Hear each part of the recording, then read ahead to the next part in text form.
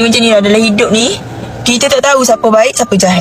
Kita tak tahu orang tu ikhlas ke dengan kita ke, tak doakan kejatuhan kita ke, kita tak tahu. Walaupun siapa-siapa je lah, walaupun orang tu korang rasa korang rapat ke, tak rapat ke, macam tu.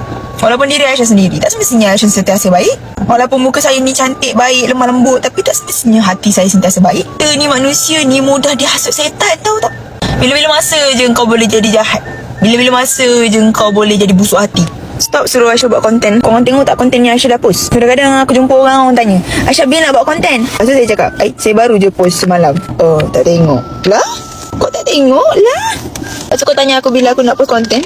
Aisyah tak marah ke Kak Ira? Tak. Aku marah siapa yang edit bukan-bukan pasal Ira. Yang edit bukan-bukan boleh tak? Orang tu datang masuk AI nak cari kerja, baik-baik semua benda. Kau duk edit pelik-pelik. Edit aku jealous lah, edit aku sedih lah. Tak payah nak mengada, tak ada siapa jealous, tak ada siapa sedih. Kau nak edit buat nyakit hati. Tolong orang tu cari rezeki elok-elok, kau duk kondeng-kondeng orang. Cuba sebelum buat sesuatu tu kan, kau letak posisi kau dekat orang yang kau nak bully tu, dekat orang yang kau nak kecam. Cuba kau letak posisi kau dekat orang yang macam tu. Apa yang kau rasa?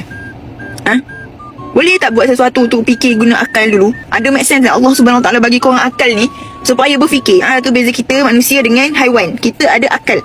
Ada akal fikiran. Sebelum nak cakap pasal orang, fikir dulu diri sendiri tu macam mana. Fikir dulu apa kebaikan kau buat kecaman.